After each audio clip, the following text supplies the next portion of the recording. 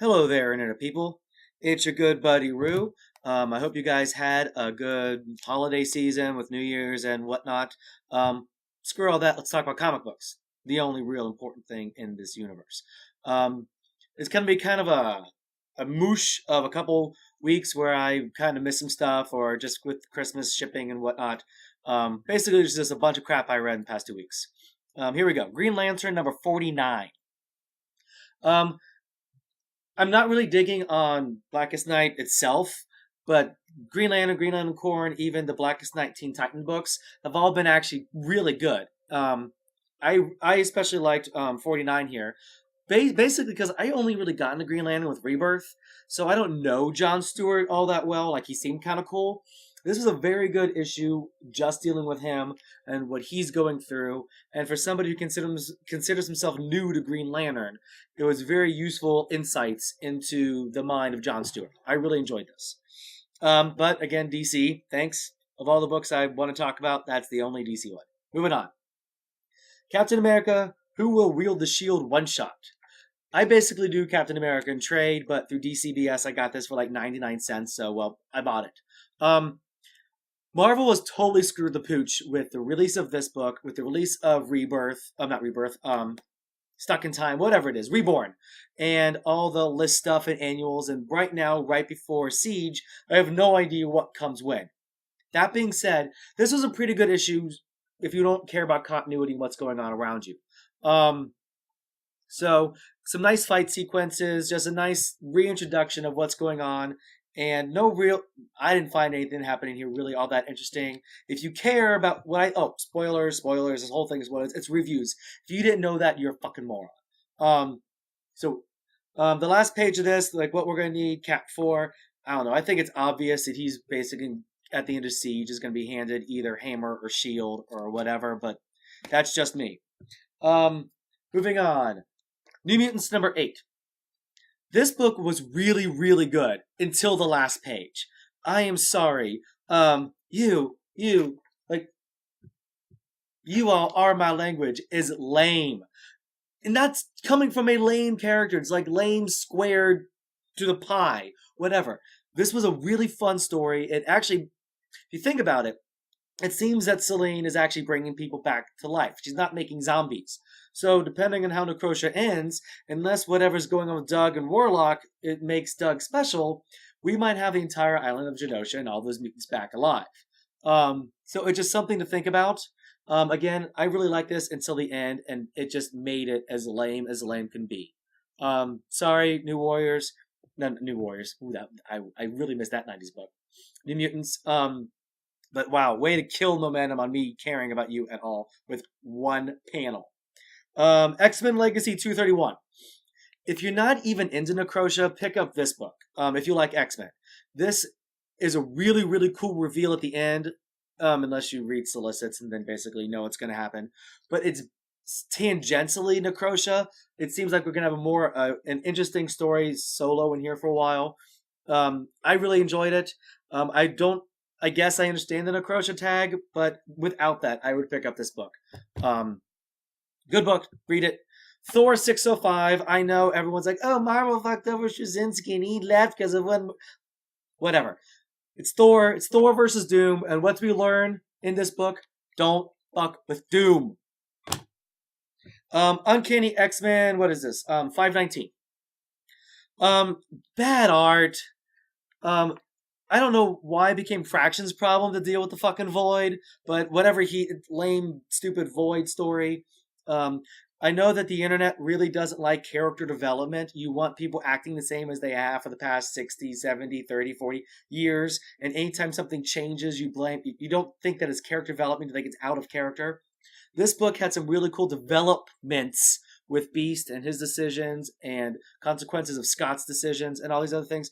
Good Beast developments, a potentially badass alliance between Namor and Magneto building up.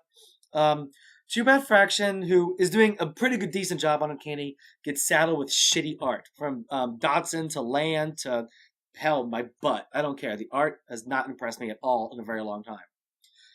Incredible Hercules number 139. This is a damn good book, and I don't understand when people tell me they're not reading it because it's obvious they haven't tried it. Some people haven't. If you honestly don't like it, whatever. But this is exactly what comic books should be. It's fun, it's interesting, it's emotional. I actually kind of care what's going on here. And I'm sorry, Kid Zeus and Quicksilver bonding over the fact that they're both assholes. That was just hilarious. I'm sorry, fun book. Read it. We have some other stuff. Oh, this down here.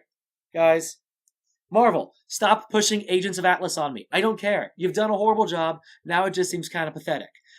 If you like Agents of Atlas, read that book. Stop showing up where you don't belong. Hellboy, Dark Horse one shots. I'm actually really enjoying these Dark Horse one shots. This is the Hellboy one. Good story, pretty decent art. I'm not a fan of the way that Corbin draws faces, but the Dark Horse one shots, I think, have been a great idea, and I hope that they do this yearly or more often.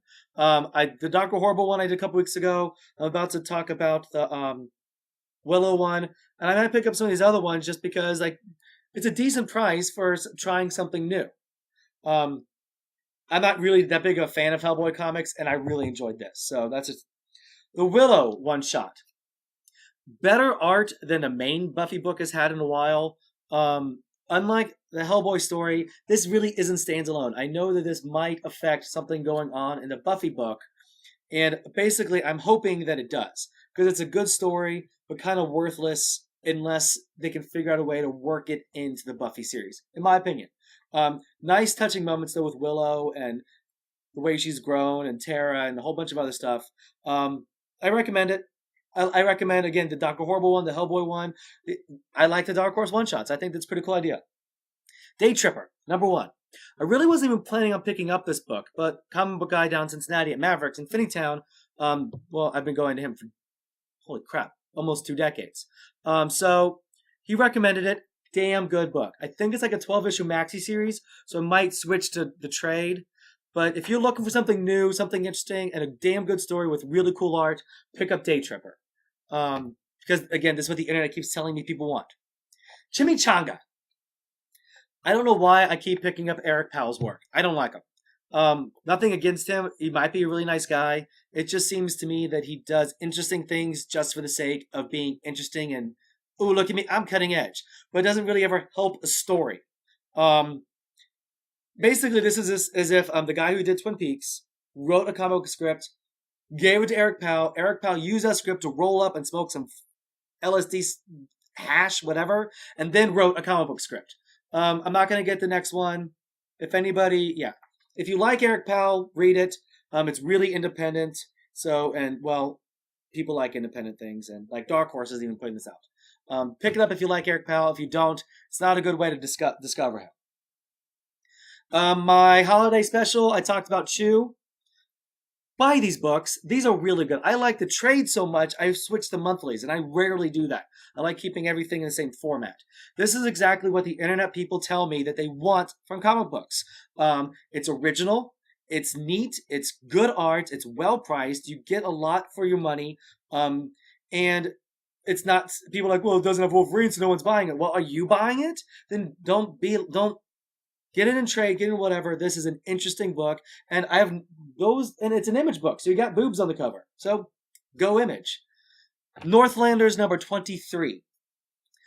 Usually I wouldn't do like Northlanders month to month because it's an overall arc, but I really want to push this storyline. If you don't read Northlanders, pick up The Plague Widow when it comes out in trade, even if you've never read an issue before, because this might be the best arc so far. Really emotional, really makes me feel like they did their research and what was going on that time in the world. Powers number 2. I love Powers. It's volume 3. I'm going to push this because it really is a comic book that keeps me in comics, and the letters page is always funny. Get it in trade, get it in hardback, do whatever you do when it comes to this. And don't be one of those people who's all like, oh, this month it's cool to hate Bendis, so I'm going to say I don't like Powers. You know what? Fine. If you don't like Bendis, you don't like Bendis, but don't be internet cool guy just because it's popular to dislike him. And Irredeemable Volume 2. Volume 1 was great. Volume 2 bored the piss out of me. Some nice reveals about Corey's powers and the plague and whatnot. I might not be getting Volume 3. Way to drop the ball. Still don't know how this is going to be an ongoing.